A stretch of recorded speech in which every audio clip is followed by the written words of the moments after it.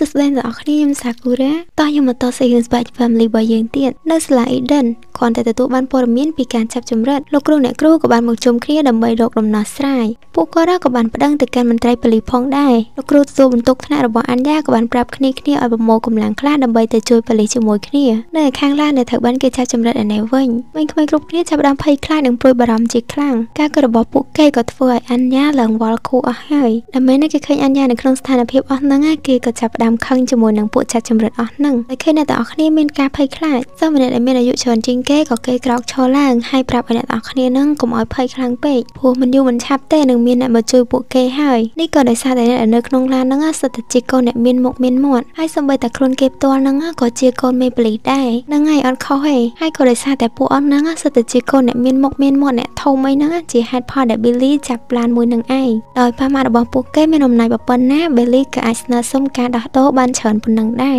ព័ត៌មាននៃការចាប់ចម្រិតឡានលេខសាលា Eden ក៏បានលេចលឺមកដល់ handler ដូចគ្នាដោយសារតែនៅក្នុងឡាននោះមានអញ្ញាជាមួយនឹង Damen ដូច្នេះ handler ក៏ត្រូវចេញមុខដែរដោយពួកគេបានរៀបចំគ្នាដើម្បីជួយប៉ូលីសពីខាងក្រៅដោយសម្ងាត់ handler បានចាត់ក្រុមការងារផ្សេងទៀតឲ្យទៅធ្វើរឿងមួយនេះព្រោះតែឥឡូវហ្នឹងក៏មានការងារផ្សេងចឹងទៅមកអត់កើតទេឥឡូវនេះប៉ូលីសដឹងព័ត៌មាននឹងអស់ហើយប៉ុន្តែពួកគេអត់ទាន់ដឹងថាឡានហ្នឹងឥឡូវបើកទៅដល់ណាទេហើយពួកគេកំពុងតែតាមដានដុតដៃដុតជើងទាំងអស់គ្នា Damen ជាមួយនឹងអ្នកផ្សេងក៏បារម្ភដែរព្រោះថាឡានហ្នឹងឥឡូវចេះតែទៅមុខរហូតហើយពួកគេក៏អាចធ្វើអ្វីបាននោះដែរពេលដែលដឹងថាគ្រប់គ្នាកំពុងតែរកដំណោះស្រាយអ្នកខាងក្រៅបានដឹងអញ្ញារបស់យើងក៏ព្យាយាមចូលរួមជាមួយនឹងគេដែរហើយនាងបានព្យាយាមស្ដាប់ការកើតរបស់អ្នកចាប់ចម្រិតទាំង3នាក់នោះតែអញ្ញាប្រឹងស្ដាប់ឡើងមកសទោសពួកហ្នឹងអត់មាននិយាយអីទេដូច្នេះហើយអញ្ញាក៏បានប្រើល្បិចមួយឲ្យធ្វើជាសេះឡូឡានចង់ចូលបន្ទប់ទឹកបន្ទាប់ពីហ្នឹងអ្នកបើកឡានក៏បានគិតពីទីតាំងដែលពួកគេនឹងឆ្លងកាត់នៅពេលបន្តិចទៀតនេះហើយនេះហើយអញ្ញាក៏បានយកទីតាំងមួយនោះប្រាប់ទៅកាន់ Becky ដោយពួកគេគិតថានឹងសរសេរទីតាំងនោះដាក់នៅក្នុងសំបុត្រហើយបោះចេញទៅខាងក្រៅឲ្យគេដឹងងាប់ឲ្យមើលអក្សរអញ្ញាសរសេរអញ្ចឹងគេអានរួចដែរដោយសារតែអញ្ញាសរសេរអត់កើតអញ្ចឹងហើយ Becky ក៏អ្នកសរសេរវិញហើយ Becky ឆ្លាតខ្លាំងមែនទែននាងក៏បានបន្ថែមកាតសាលានៅក្នុងនឹងមួយដែរចំណែក Damen វិញឃើញពីអ្នកនឹងខ្សឹបខ្សៀវ Damen ក៏បានសួរទៅថាធ្វើអីគេគ្រាន់តែដឹងពីគម្រោងការហ្នឹង Damen អត់ព្រមឲ្យធ្វើទេដោយសារតែវាគ្រោះថ្នាក់ខ្លាំងដើម្បីកុំឲ្យបែកការអញ្ចឹងហើយអញ្ញាក៏សរសេរសម្បត្តិគប់ទៅ Damen វិញហើយមើលសម្បត្តិគេ Damen អានអត់រួចអីមួយម៉ាត់និយាយថាប៉ិនសាហាវហ្មងកូនហ្នឹងដោយសារតែពួកគេអត់មានជំរឿអីផ្សេងក្រៅពីនឹងទេដូច្នេះហើយ Damen ក៏យកព្រមតែគេនឹងឡើងទៅកោពួកចាប់ចម្រិតទាំងអស់ហ្នឹងដើម្បីបង្វែរស្ថានភាពដើម្បីឲ្យ Becky និងអញ្ញាមានឱកាសគប់អានឹងចេញទៅខាងក្រៅពេលដែល Damen ឡើងទៅហ្នឹងគ្នាភ័យដែរហ្នឹងព្រោះពេលហ្នឹងប៉ែ Belly ហ្នឹងគាត់រៀងខឹងដែរហើយគាត់ថែមទាំងចាប់ក្បួយកោអាយ Damen លើកឡើងផុតដីទៀតឃើញអាការល្អ Becky ជាមួយនឹងអញ្ញាក៏បានបើកប្អួយហើយគប់អានឹងចេញទៅខាងក្រៅហើយសោយខ្លាំងមែនទែនពេលហ្នឹង Belly ហ្នឹងក៏បានឃើញសកម្មភាពរបស់ពួកគេដែរតែយ៉ាងណារឿងដែលពួកគេធ្វើហ្នឹងគឺបានផលល្អខ្លាំងមែនទែនព្រោះពេល Becky គប់ទៅហ្នឹងក៏បានប៉ះអ្នកដំណើរដែលគាត់ដើរនៅក្បែរហ្នឹងហើយគាត់ថែមទាំងបើកមើលទៀតយ៉ាងណាមិញក៏មានរឿងអាក្រក់កើតឡើងចំពោះអញ្ញាដែរដោយ Belly បានដាក់គ្រាប់បែកនៅចំករបស់អញ្ញាតែម្ដងគាត់ប្រាប់អញ្ញាប៉ះឬក៏និយាយផ្ដេសផ្ដាស់ទៀតនោះទ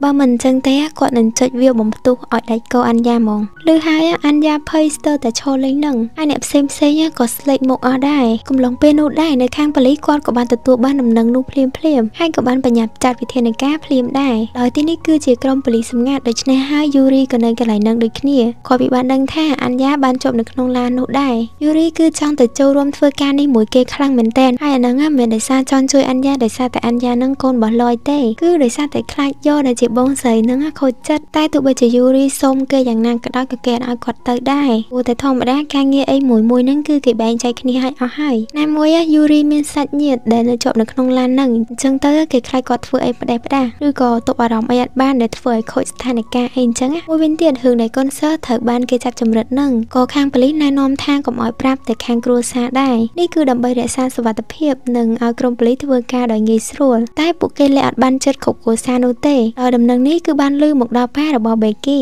និងផាជាដោយសារតែ Becky បានបោះ ID card របស់នាងចោលហ្នឹងហើយនិយាយចឹងឥឡូវនេះប៉ា Becky គឺគាត់បារម្ភខ្លាំងមែនទែនគាត់ប្រុងនឹងថាចាប់អ្នកចំណិតរបស់គាត់ហ្នឹងឲ្យទៅធ្វើការងារមួយនោះហើយជួយ Becky ត្រឡប់មកផ្ទះវិញឲ្យបានលឿនបំ បំផុតគឺញ៉េតាម៉ាក់ប៉ាដឹងគឺគាត់បារម្ភអញ្ចឹងចេះសំណាក់អីបានបេដោបេគីនឹងគាត់យល់ការអញ្ចឹងទៅគាត់មិនព្រមឲ្យប៉ាបេគីធ្វើអីប្រេបដាស់នោះទេដោយពួកគេគឺត្រូវតែជឿទៅលើស្នាដៃរបស់ប៉ូលីសយើងងាកមកខាងអានយ៉ាវិញពេលដែលនាងនឹងគ្រប់គ្នាកំពុងតែភ័យស្រាប់តែ Belly នឹងក៏បានគិតថាអាខុបបែកដែលនៅលើករបស់អានយ៉ានឹងគឺ fake ទេដោយគាត់គ្រាន់តែដាក់បលាក្មេងប៉ុណ្ណោះឮហើយអានយ៉ាធូរចិត្តឡើងខ្សោយហ្មងចឹងសោះព្រមគិតតាំងពីយូរឯងភ័យចង់ងាប់ផុតពីនឹងអានយ៉ាក៏បានមកអង្គុយតុវិញធម្មតាគ្រាន់តែបាត់ភ័យភ្លាមពោះចាប់ដើមកោភ្លាមពេលគីដែលមែនជាមួយនឹងអ្នកផ្សេងទៀតដែលនៅក្បែរនឹងឃើញរឹកពីរបស់អានយ៉ាហើយម្នាក់ឡើងសប្រៃបបែកជាប់នឹងអង្គអញ្ចឹងហើយធ្វើមកអត់ភ័យអីមិនតិចសោះតែមែនណាគេស្ងាត់សរសើរចំពោះអានយ៉ាខ្លាំងហ្មងឬការគិតរបស់ដាមែនធ្វើអានយ៉ាចាប់ដើមចាក់ស្មុកទីរៃអាពេលអានយ៉ាគិតហើយនឹង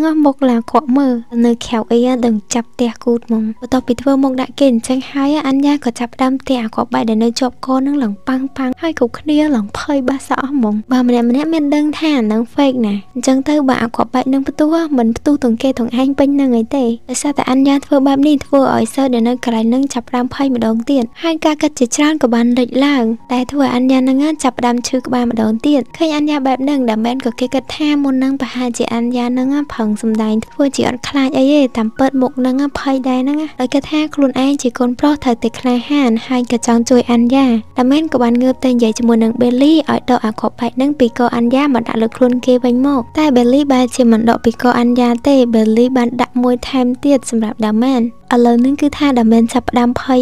ហើយក៏អត់មានពាក្យអីនិយាយតវ៉ាជាមួយនឹង Belly ដែរដូច្នេះហើយដាមែនក៏បានដើរត្រឡប់មកវិញពេលហ្នឹងអានយ៉ាតប៉ែខ្លាំងហ្មងសើចដាក់ដាមែនហើយនិយាយថាឥឡូវហ្នឹងពួកយើងមានដូចគ្នាហើយខុសផលគេផ្សេងមានកាគូស្នេហ៍អញ្ជើញគូស្នេហ៍ឬក៏ accessory អីផ្សេងអញ្ចឹងប៉ុន្តែអានយ៉ាហើយដាមែននេះគឺថាឲ្យអូយហ្មងមានគ្រប់3គូស្នេហ៍យ៉ាងអញ្ចឹងដាមែនមានសើចសប្បាយមួយទេដាមែនខឹងអានយ៉ាឡើងខ្លាំងប៉ុន្តែលើកហ្នឹងដាមែនក៏បាននិយាយលោឡាអីច្រើនដែរដោយក្នុងស្ថានភាពនេះដាមែនគឺចាប់អារម្មណ៍និងបារម្ភតែពីខ្លួនឯងទេព្រោះបើសិនជាគេមានបញ្ហាអីទៅអញ្ចឹងទៅអនាគតគេមិនអាចធ្វើដោយលោកប៉ារបស់គេបានហើយក្តីសម័យក្នុងការធ្វើតំណាងរាស្ត្រនៅពេលអនាគតហ្នឹងក៏ត្រូវរលាយក្នុងថ្ងៃហ្នឹងដែរកំពុងតែស្មុគស្មាញខ្លាំងអានយ៉ាក៏បានមកចាប់ដៃដាមែនហើយប្រាប់ថាអត់អីនោះទេខកបែកហ្នឹងគឺคล้ายៗកុំឲ្យបារម្ភច្រើនពេកតែដាមែនគេអត់ជឿទេព្រោះអានយ៉ាអត់មានភ័ស្តុតាងផងពេលឃើញអានយ៉ាក្លាហានហើយចេះលើកទឹកចិត្តមិត្តភក្តិអញ្ចឹងបេគីក៏បានសរសើរអានយ៉ាគេសរសើរអញ្ចឹងអានយ៉ាក៏ផឹងគួរឲ្យខកបែកនឹងម្ដងទៀតលើកនេះបេគីហើយនឹងដាមែនធំអត់បានទេគឺថាស្ដីឲ្យអានយ៉ាយកស្ដីឲ្យយកហ្មងភ្លាមនោះឡានរបស់ពួកគេក៏បានទៅប៉ះជាមួយនឹងអេម្យ៉ាងហើយឡើងកើពេញឡានហ្មងម្នាក់ក៏គិតថាសង្ស័យតែខកបែកដែលអានយ៉ាគួរមុននឹងផ្ទុះហើយតែមានណាឡាននឹងកិនដេកគោរបស់ប៉ូលីសសោះឥឡូវហ្នឹងប៉ូលីសមកដល់ហើយនិយាយថាលឿនខ្លាំងហ្មងទទួលព័ត៌មានភ្លាមមកដល់ភ្លាមដល់តែឃើញថាមានគេមកជួយអញ្ចឹងក្មេងៗនៅលើឡានហ្នឹងក៏ចាប់ផ្ដើមញ៉ៃញ៉ៃហើយក៏បំរុងថានឹងចុះទៅខាងក្រោមដោយសារតែចង់គ្រប់គ្រងស្ថានភាព Belly ក៏បានបាញ់គ្រាប់កំភ្លើងមួយគ្រាប់ឡើងទៅខាងលើហើយប្រាប់ឲ្យក្មេងៗចូលទៅកន្លែងវិញដោយស្ងៀមស្ងាត់អញ្ចឹងហើយពួកនឹងនៅអត់សង្ស័យថារបស់ដែលបេគីនិងអានយ៉ាគប់ចេញទៅនឹងជាសារដើម្បីឲ្យប៉ូលីសមកកាន់តែលឿនទេខុសពីបានពាត់ឡានរបស់ពួកគេបានហើយអស់ពួកប៉ូលីសក៏បានប្រាប់ឲ្យពួកគេនឹងចុះចាញ់ហើយបកគោលខ្លួនមកតែធ្វើអញ្ចឹងដូចងាយពេកខំចាប់ចម្រិតឡើងមកផឹកហើយអត់បានអីសោះមិនកើតដោយសារតែឡានពួកគេបានបែកកង់ដូច្នេះហើយពួកគេក៏អាចបើកទៅណាទៀតបានដែរប៉ូលីសក៏បានយកកណាត់ជាច្រើនផ្ទាំងដើម្បីឲ្យក្មេងៗជួយបិទកញ្ចក់ទ្វារឡានរួចគាត់ក៏បាននាំដាមែនចេញមកខាងក្រៅដើម្បីចរចាជាមួយនឹងប៉ូលីសហើយសម្អាងថាគាត់មានជីវិតក្មេងៗជាច្រើននៅក្នុងដៃហើយសុទ្ធតែជាកូនបុគ្គលសំខាន់ទៀតដូច្នេះ Belly ក៏បានសុំការដោះដូរពីជាមួយនឹងប៉ូលីសដោយទី1គឺគាត់សុំឲ្យប៉ូលីសដោះលែងសមាជិករបស់គាត់ដែលកំពុងតែជាប់នៅក្នុងគុកហើយទី2ផ្ដល់សិទ្ធិពេញលេញឲ្យពួកគេក្នុងការរស់នៅរួមទាំងគ្នារបស់គាត់ផងដែរនិយាយចប់គាត់ក៏បានអូដាមែនចូលមកក្នុងឡានវិញដែលហេតុនេះគឺធ្វើឲ្យប៉ូលីសពិបាកចាត់ការខ្លាំងព្រោះអ្នកចាត់ចម្រិតហ្នឹងគឺអត់បានចរចាជាមួយគាត់ទេភ្លាមនោះដែរមេប៉ូលីសសម្ងាត់ក៏បានមកដល់ដោយសារតែនេះគឺជារឿងសំខាន់ដូច្នេះហើយគាត់ត្រូវតែចុះមកធ្វើដោយផ្ទាល់ហើយក្រុមរបស់ពួកគាត់ហ្នឹងក៏ពូកែខាងដោះស្រាយបញ្ហាធ្ងន់ៗអញ្ចឹងដែរនៅក្នុងឡាននេះវិញ Belly ជាមួយនឹងគ្នារបស់គាត់ក៏កំពុងតែគិតពីផែនការបន្ទាប់ដូចគ្នាដោយពូអ្នកបើកឡានហ្នឹងក៏ប្រាប់ទៅកាន់ Belly ថាបើសិនជាប៉ូលីសអត់សហការទេមុនថ្ងៃលិចពួកគេត្រូវតែសម្លាប់កូនសិស្សម្ដងមួយដើម្បីគំរាមតែ Belly មើលទៅក៏អត់គិតអញ្ចឹងទេដោយគាត់គិតថានឹងពន្យាពេលឲ្យបានកាន់តែយូរដើម្បីឲ្យឪពុកម្ដាយហ្នឹងបានដឹងថាកូនត្រូវបានគេ ចាប់ចម្រិតហើយរឿងនឹងធំទៅដូច្នេះហើយអីដែលពួកគេចង់បានក៏អាចនឹងបានសម្រេចដែរបើដែលមិនបើយើងឯនេះវិញកំពុងតែត្រូវបានពួកម៉ាក់របស់គេស្ដីឲ្យពួកម៉ាក់ដែលមិនគិតថាដែលមិនអត់ចាំបាច់ធ្វើដល់ថ្នាក់នឹងពេកនោះទេពួកគេធ្វើតែជាកូនក្មេងទោះបីជាពួកគេជាក្មេងប្រុសក៏ដោយតែពួកគេក៏មិនមានសមត្ថភាពធ្វើអីឲ្យលើសពីនឹងដែរដំណឹងដែលក្រុមប៉ូលីសស្ទាក់បានឡានក៏បានលើទៅដល់ handler ហើយនាងក៏បានចាត់វិធានការភ្លាមបើងាកមកមើលខាងយូរីនេះវិញឥឡូវនឹងយើងឃើញថាយូរីត្រូវបានគេចងជាប់សសរតែហេតុដែរពេលហ្នឹងក៏គេមានការងារមួយទៀតដែលត្រូវធ្វើដោយត្រូវទៅស្វែងរកសម្បុកលាក់ខ្លួនរបស់ពួកជនល្មើសនោះតែម្ដងហើយកន្លែងហ្នឹងយូរីស្គាល់ច្បាស់ទៀតអញ្ចឹងទៅគេក៏សុំខ្លួនទៅហើយអ្នកនៅកន្លែងហ្នឹងក៏យកព្រមឲ្យទៅដែរទោះបានទៅជួយផ្ទាល់ឥឡូវក៏បានជួយពីក្រោយដែរបានប្រហែលផងយើងក៏បានឃើញយូរីមកដល់កន្លែងហ្នឹងហ្មងហើយគាត់ក៏បានទៅជួបជាមួយនឹងអបិតងោលមួយដើម្បីសួរព័ត៌មាននិងស្ថានភាពដែលនៅទីនេះងាកមកកន្លែងកើតហេតុវិញឥឡូវនឹងឃើញថាស្ថានភាពក៏រៀងល្អគួរសមដែរបេលីបានអនុញ្ញាតឲ្យក្មេងម្នាក់ចុះទៅបត់ដៃបត់ជើងនៅខាងក្រោមបន្ទាប់ពីនោះបន្តិចយើងក៏បានឃើញប៉ាប៉ានិងម៉ាដាមរបស់បេគីមកដល់កន្លែងនឹងដែរទោះបីតែលោកគ្រូអ្នកគ្រូដែលត្រូវមកជួយនឹងក៏គាត់បានមកដល់ដូចគ្នាមកដល់ពេលនេះគឺវារៀងច្រើនម៉ោងគួរសមកូនសិស្សនិងលោកគ្រូម្នាក់មានឈ្មោះថា Austin នៅក្នុងឡាននឹងគឺមានភាពតានតឹងខ្លាំងមែនទែនហើយសភាពអញ្ញារបស់យើងនឹងក៏ធ្ងន់ធ្ងរទៅ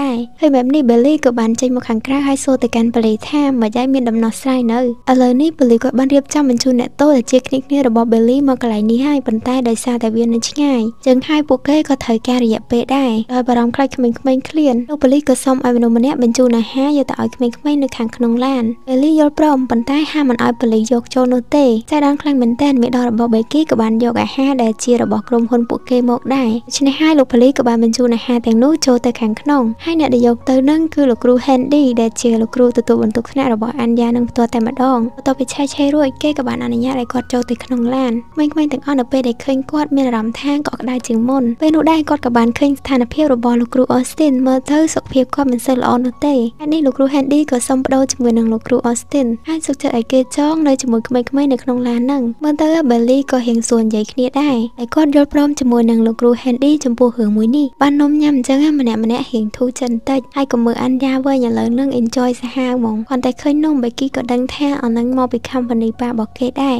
ចឹងទៅបេគីញ៉ាំដោយសប្បាយចិត្តព្រោះគិតថាប្រហែលជាប៉ាគេមកដល់ទីនេះហើយហើយអីតែបេគីអានយ៉ាក៏គេសប្បាយចិត្តដែរសង្ឃឹមថាតិចទៀតនឹងបានចេញទៅខាងក្រៅហ្មងបបាយជាប់នៅនឹងកឯណាប៉ុន្តែក៏មើលមុខនិយាយពីថាសប្បាយរហូតខ្ញុំរហូតហ្មងគ្រូ Handy វិញឃើញអានយ៉ាហើយគាត់ហួចចិត្តហ្មងហេតុអីបានជាក្មេងនឹងក្លាហានដល់ថ្នាក់ហ្នឹងលោកគ្រូ Handy ក៏ចាប់អារម្មណ៍ឃើញថា Belly មើលទៅក៏ហ៊ានស្រឡាញ់ក្មេងៗដែរឆ្នេះហើយគាត់ក៏សួរ Belly ថាមានកូនដែរអត់ Belly ឆ្លើយថាមានហើយកូនស្រីទៀតប៉ុន្តែឥឡូវនឹងនាងស្លាប់បាត់ហើយគឺរដ្ឋាភិបាលជាអ្នកសម្លាប់នាងកូនស្រីរបស់គាត់មានឈ្មោះថា Betty នាងជាមនុស្សស្រឡាញ់ប្រទេសជាតិនិងប្រជាជនរបស់ខ្លួនឯងខ្លាំងមែនទែន Betty តែងតែចូលរួមក្នុងការតស៊ូមតិសាធារណៈផ្សេងៗជាមួយនឹងក្រុមរបស់នាងការធ្វើបាតកម្មបែបនេះគឺវាគ្រោះថ្នាក់ខ្លាំងមែនទែន Belly តែងតែហាមគាត់នាងរហូតពេលខ្លះក៏ឆ្លោះគ្នាដែរប៉ុន្តែកូនរបស់គាត់គឺអត់ស្ដាប់គាត់ទេរហូតដល់ពេលមួយគាត់ទទួលដំណឹងមកថាកូនស្រីជាទីស្រឡាញ់របស់គាត់នឹងត្រូវបានស្លាប់ហើយអូខេអ្នកនរគ្នាអញ្ចឹងសេះនៅក្នុងវីដេអូមួយហ្នឹងadmin សូមបញ្ចប់តែត្រឹមហ្នឹងសិន